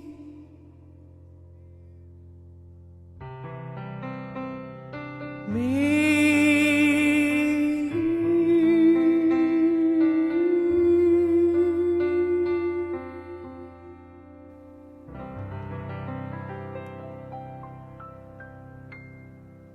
So Alon Ohel is right now in the tunnels of Gaza, hostage for more than a year and a half. I am now looking forward, John Androzik, to you and he playing together. Did you and Edith talk about that? We certainly did. And in that video, that is his brother playing Superman at Alon's piano. And I think we all believe that day is going to happen. And I will be sitting at that piano with Alon on one side, his brother Ronan on his other side, his family, and all the hostages. May they be home soon. And thank you, Hugh. You've been front and center for our hostages from day one, from October 8th, 2023. The hostage families know that. They're grateful for that. And everybody who supports them, I appreciate it. Yeah, John, it's not hard to talk about it. It's harder to go there and do what you did and be with the hostages. I've only talked with Rachel and Mr. Goldberg over video and calls. You spend time with them. I have to steel myself for those conversations. How have you done that? You just do it. I don't. I think about what they do. How do they wake up every day, Right. and have the strength? Like Rachel Goldberg is just a superhuman person, and the fact now that after what happened to her, she advocates for other hostage families. We've seen the worst of humanity since October 7th, but you see the best of humanity in these people who have suffered the imaginable. And I think about, boy, if they can deal with this every day, I can kind of walk in and have a conversation and sing a song. Have you read Douglas Murray's new book yet? I have it on my desk, Hugh. I know we've been talking about it, and talk about the voice of wisdom for the culture. It is the first fantastic. The first line applies to you. Sometimes a flare goes up and you see exactly where everyone is standing. And John Andrazik is standing on the right side of this and singing, which is something not many of us can do, and playing and doing great songs. Thank you, John. May the video go viral. I'm glad to have a little help in pushing it along. And our love to the entire Edith and her entire family, her daughter, her other son, and of course, Alon in the tunnels, and to their father. Bethany Mandel is the author of Stolen Youth. She is also the founder of The Mom Wars at themomwars.substack.com. And I'm sure she's relieved Passover is behind her. Hello, Bethany. No, it's not. I thought it was over today. The Seders are behind. No, oh God, no. The Seders are behind me, but I have another 5 days of this nonsense. I'm so hungry. Oh. I didn't know that. So, look, my multiculturalism has its limits. I'm getting ready for Good Friday and Easter. So tell me what you have to do after the Seders. We still can't eat real food for another, I don't know, until Sunday night. I'm so hungry. Oh, I can't ever be a Jew. I can't be a Jew. I can't either. This is the limits. On Sunday, imagine this. I will have gone 8 days without eating anything resembling good food, and you will be sitting down to eat ham and Peeps, and I don't know. Why did I do this to myself? I don't know. Well, there are other rewards. There are other rewards. Let's get very serious. I just had John Andrazik on. We played his Superman video. Very moving. Alana's very moving story. Now, I don't take part in domestic politics in Israel, and I know there's a divide between the families and the government, but I am more persuaded that the government is right. The only way to deal with hostages is to push them to the wall. What are they saying about the latest offensive that Mark Montgomery briefed me on at the beginning of the program, Bethany? The families are pretty frustrated. The family of Eden Alexander, the sole living American hostage that's left, went on Newsmax today, or maybe it was News Nation, and they were very frustrated that they feel like there's no plan from the Israeli government. That said, I'm not sure what the Israeli government can do, because Hamas has turned down an Egyptian ceasefire deal and an Israeli ceasefire deal. So I don't know where you go from here. I think all they can do is to keep killing Hamas terrorists until the remaining terrorists want a deal and want a white flag. They call Grant unconditional surrender Grant, and it worked at Vicksburg. It was awful, but it worked, and finally it worked at Appomattox. I don't think they will ever do a deal, Bethany. They don't even have a command structure left to agree to one. Yeah, so I was talking to an insider earlier this week, actually, who is familiar with what's going on, and basically the brother of Sinwar, and he's another Sinwar, is holed up in a tunnel and will basically not say yes to any deal, and so they're really at an impasse until they can take him out. I imagine that he's probably surrounded by hostages. I had a meeting with Netanyahu last week also, and the basic feeling is that Israel is being very careful because they're surrounding themselves with hostages and they don't want to be responsible for the deaths of hostages. And so, Israel's in a really catch-22 tough situation. Now, I do believe, it's my very firm belief, that Trump has told Netanyahu, whatever you need to do. He's not going to pressure him to return relief supplies to Gaza, which immediately are taken over by Hamas and then sold on the black market or consumed by themselves. Is that your understanding, that there is no daylight at all between Israel and the United States? That is my understanding, and talking to people on both sides, from the Israeli side and the American side. And I think that is a real pressure point because the more unrest that happens in Gaza, the more unpopular Hamas becomes. And with that unpopularity, the hope is that someone will narc and say, this is what it is, take him out. What about Mr. Witkoff? I know he's not the favorite of the commentary podcast. I have no judgment because I think developers are pretty good at this sort of thing. Do you think they can triangulate here and say to Iran, you can buy yourself a little more time before the bombs fall if you lean on Hamas to let the hostages go? I share a lot of the concerns about Witkoff that my husband, I think he has. I don't talk to him about anything but children. Yeah. So I share with those concerns. At the same time, I have probably more confidence because Witkoff has pulled it off previously. We saw the release of, I think, 24 hostages in January, including 2 American citizens, Keith Siegel and Sagida Kochen. And so, we saw 2 Americans come home, and that was because of the work of Steve Witkoff. All of those returned hostages gave him that credit. So I'm hoping that he can pull it off again. You see, I actually have a higher opinion of developers than most people do because I work for them for 27 years. And they are pretty aggressive in closing a deal, but they won't get taken. They won't get taken. Bethany. That's family are all developers. Yeah. I want to change the subject. Was Passover different this year than last year and the 2 years just complete than the year before?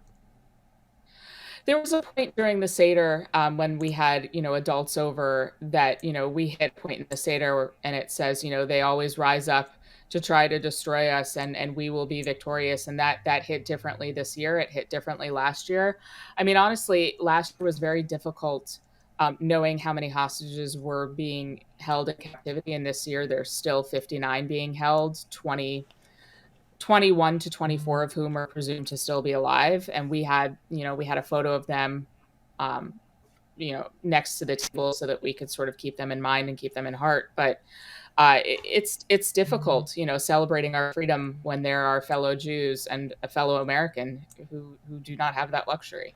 Did it come up that last year Syria had not been devastated, Hezbollah had not been destroyed, and one hostage deal had not been done? Because there is progress Passover to Passover. In fact, this year was maybe the biggest defeat on Israel's enemies, including Iran, of any of my lifetime. I think greater than 73 and 67. Yeah. No, I mean, yes. But at the same time, when you're sitting there talking about individual freedom and there are 59 individuals who do not have that because they are Jews, it's a hard pill to swallow. I agree with that. Now, Bethany, when does Passover end? Sunday night. Okay, so it's hungry. Easter. So you get some chocolate and stuff. What do you do when Passover is over? Pizza. In college, I went out and I binged on pizza and beer. And I remember throwing up all over the College Avenue when people thought I was drunk. And I was like, no, I went into gastric shock. Wait a minute. Real food. This is going to stop conversion completely. It may even stop your enemies from wanting Israel. You can't eat pizza during Passover? No, I am so There's no meat in it. No pasta, nothing. No, you can't eat anything leavened. No pasta, no bread, no pizza. I can't emphasize enough how hungry I am. It's just meat and potatoes. I'm not going to tell you that I had a wonderful Trader Joe's pizza last night. I'm not going to do that to you, Bethany. But I appreciate, you know what? I'm just never going to be a Jew, and I'm never going to Seder. But I nevertheless say, never going to do it. The Seder is good, and then it just goes on. I went to Yom Kippur services one night in 1975 and was treated to a 45-minute rant about intermarriage. My friend Karen was so embarrassed. I was in college. It was a real eye-opener. She said, I'm sorry. I said, oh, no, this is interesting. This is full frontal Judaism. Don't marry the Gentiles. Bethany, thank you. I hope you have a blessed Passover and you make it to Sunday and all the chocolate. After talking with Bethany Mandel right now, I think myphdweightloss.com, a sponsor of the Hugh Hewitt Show, because Dwayne lost 50 pounds using it. They should involve converting to Judaism, because you can't gain weight during Passover, right? It's really hard to. it doesn't have a lot of carbs on it. Let's put it that way. It's not really a good way to evangelize, is it? They don't evangelize much anyway, but if you're thinking about becoming a Jew and you hear about that, that's kind of an obstacle. Yes, you typically don't want to go into a diet with something representing mortar and enslavement and bitter tears. Let me ask, though. Yes. Is pizza on the My PhD weight? Absolutely not. No, what if we take the pepperoni off? The pepperoni is about the only thing you can eat. Well, there's cheese. There's tomato sauce. That's illegal? Yeah. It's a protein diet. And cheese is protein. Cheese is protein, but it's got a lot of fat in it, too. Well, then it's not a protein. I'll diet. tell you what. Anti-pizza I'll tell you diet. what. You can have your cheese once you get to your targeted diet. You can absolutely bring cheese in. 864-1900. That's 864-644-1900. Did you investigate whether or not you think the umpires are skinnier? No, I didn't talk about that. I mean, I want you to watch. Have you watched any baseball? I have watched baseball, yes. Did you? Well, if you watch baseball, you'll notice that the umpires must be on My PhD weight loss. They remember seem Ron to be, Luciano? Oh yeah, he took up like three batters. Worth. Yeah, there's a lot of old time umpires that have gone the way of all things, and there is a kind of a new class of umpires that are in, and they're younger and fitter. Is Mickey Lolich alive? I don't know. He could be a My PhD weight loss. I think he probably died 30 years ago. Well, he was not built to last. No. No, he was girthy. Well, you know, speaking of girthy, yes. Do you remember any pirates from the 60s? I remember Clementi. No, he's a 70s pirate. I don't remember any from the 60s. Yeah, I don't think there were any. I remember Stargell, and I remember. No, those are all 70s Clementi. guys. Yeah. Because I'm trying to establish with Carl, yeah, who occasionally listens to the show because he loves me. Well, I'm trying to establish that the Pirates had 4 good years, and that was it. I'm not even sure they had 4 good years. Maybe 3 good years. Yeah, maybe 3 good years. You know, the Guardians are playing the O's. How many good years have the Guardians had? We won in 48. We won it all. The Guardians did? The Guardians did, yeah. What were they guarding then? They were called the Indians. Oh, then, they were called the Indians. The same then. franchise. Oh, Ions. They were the Ions. I see. IANS, the Ions. Okay. In both teams, but they won it all in 48. So just wanted to point that out. Okay. You know, who had the only unassisted triple play in World Series history? No, I don't know. Billy Wamsagon, 1920, another Cleveland Indians World Championship club. Which, you see, if you listen to this, you will not be focused on eating because you'll be so confused. MyPhDweightLoss.com. Yes, bring it home also there, tell Hugh. people Good about job. Relief Factor Yes. while I'm at it, and then I'll play some audio in the next segment. Am I going to play some audio in the next segment, or do I have a guest? Maybe I got for Lilacs. Lilacs in the dining car. All right, the Relief Do you Factor. ever look at a run sheet? No. I didn't think so. That music means Hugh Hewitt is joined by James Lilacs, as in lilacs.com. You can listen to James' podcast, The Dining Car, if you go to lilacs.com. And you can read all of his columns at lilacs.com, his Substack. Lilacs, I'm curious, did you see the Dining Car episode in 1923? I did not. By the way, I've changed the show to Brunch with Jimbo, so you're going to have to adjust your japes accordingly. No, I did not see the Dining Car episode, but I imagine that it was a fine piece of chrome Americana. But wait a minute, did they have dining cars in 1923? Was that not Yes, a they did. 40s invention?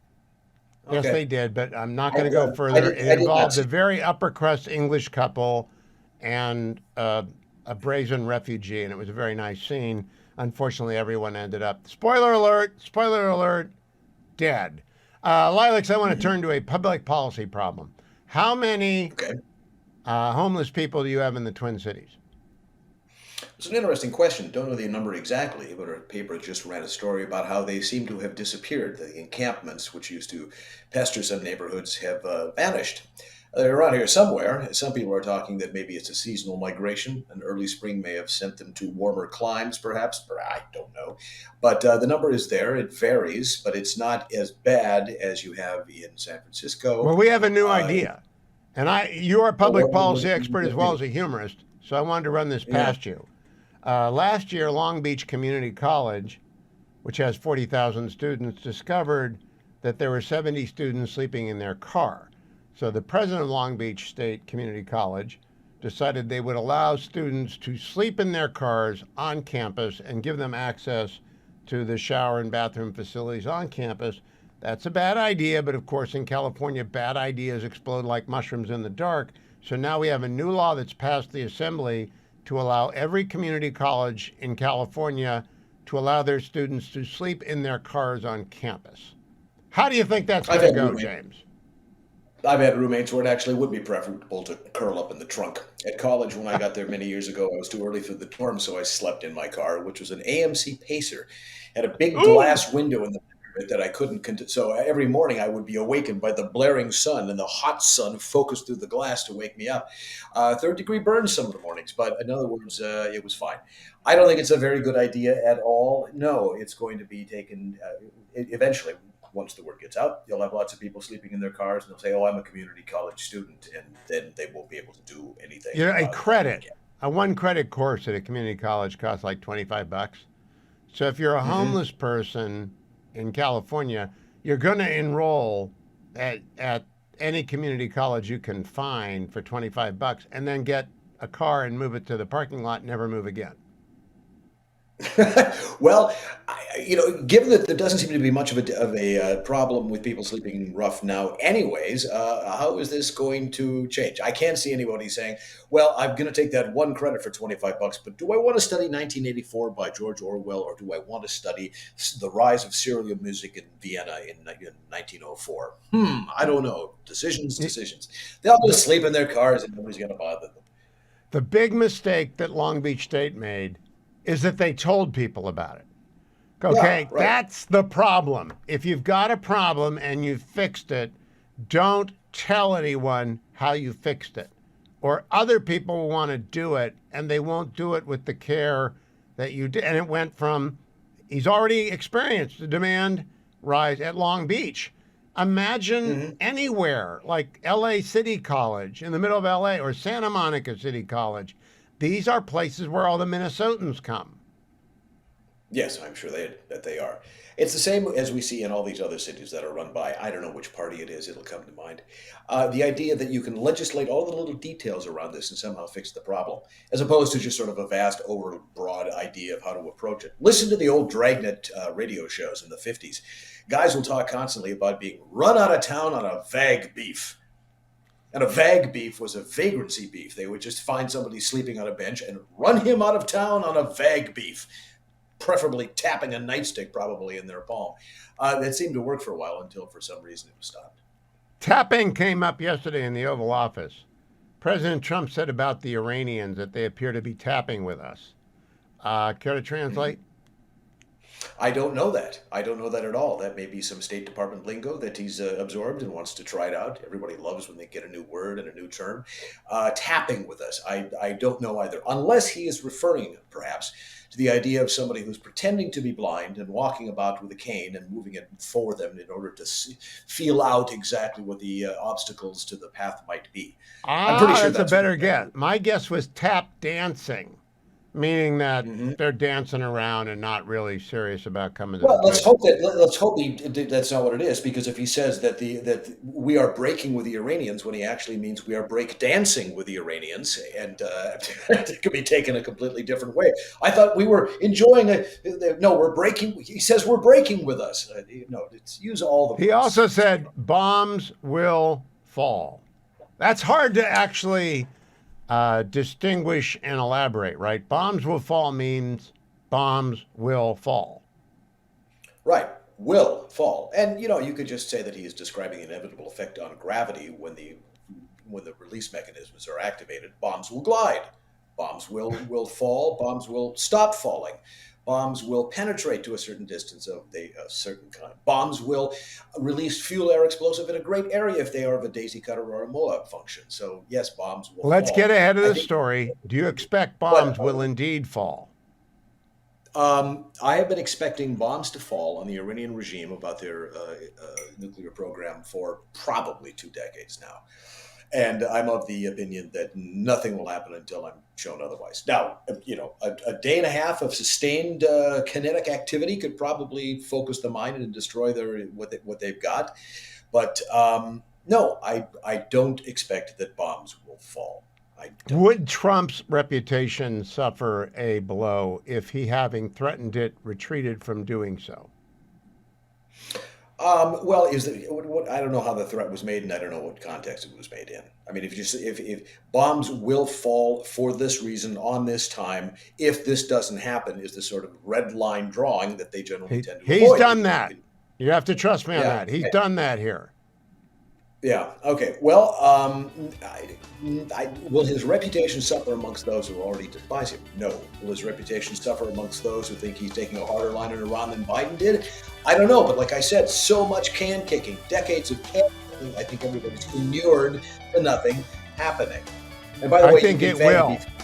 Next week's edition of the Dining Car will bring us more on this subject. Don't miss it. In the meantime, go to lilacs.com. for his podcast, his Substack, and everything Lilacs. I'm almost afraid to call Andrew Del Rey, and I'm never afraid to call Andrew Del Rey. AndrewandTodd.com are sponsors of my program, but Andrew and I tend to do an update every couple of weeks on where mortgage rates are for 30-year interest or 15-year mortgages. And if you're refining or you have to move, there's no better person to do it with than AndrewandTodd.com, because they're lenders. 888-888-1172. They're with Sierra Pacific Mortgage. They underwrite the loan. They do all the credit checks. They do all that stuff. They make it easy. They make it efficient. They make it fast. If you're a veteran, they'll do a no money down veterans loan. If you're an FHA buyer for a first-time home, they do that. If you're a senior, 62 years and older, and you're living in your house, you don't have a mortgage, or you have a very low mortgage and you would like to do a reverse mortgage, get money out of your house, they do that. They do it all. But when I call for an update, Andrew never wants to be other than precise. And in a time of great volatility, he wants to make sure I understand it all. Now, it's been a roller coaster. The 10-year went up again today. So it was briefly, there's a time there where you could get 30-year fixed in the fives. I don't know if that's gone or not. I'm afraid to call Andrew, because Andrew will then run down the 25 different options for me that are available for people depending upon location, age, credit rating, etc., and how many years they want to be in. And by the way, we now have ARMs, and we have this, then we got that, and a point can do this. Because the reason they sponsor this show is that I don't promise you something you can't get. All I promise you is you'll get a wonderful, experienced team in Todd Avakian and Andrew Del Rey and everyone around them at 888-888-1172. And they will spend as much time with you as you need to understand your options. So if you have to move, if you have to go somewhere, if you have to buy a house, or you want to buy an investment, whatever it is, after tax day you got a refund and you say, well, maybe I'll get a rental. Maybe I'll buy a vacation home. Talk to AndrewandTodd.com. And then whatever you finance at, when the rates come down, and they will come down with the tax bill, you will get a call from them about refinancing. I want to send you to my Fox News column today on how the Republicans can find more than $2 trillion. All they have to do is open a conversion window where people can take their 401k and IRA savings and convert them at a low, flat rate. I don't know if it's 10% or 15%. I'm agnostic on the rate. It's got to be enough to attract people to make the conversion. There are $24 trillion in retirement savings in America. Most of them, about $1.5 trillion, are in Roth IRAs. They've already been taxed. That doesn't count. But there's more than $22 trillion that were before tax contribution in retirement accounts. Open a conversion window. Allow people to convert to Roth, where it grows tax-free until you're 59 and a half, and then you can take it out unless you're going to buy a first house. And everyone will do that if you set the rate low enough. You'll make all that money up front rather than you have no idea when. It can be 30 years down the road. Someone lives 20 and their heirs take 10 years to get it out. Get all the taxes now, close the gap, lower the taxes.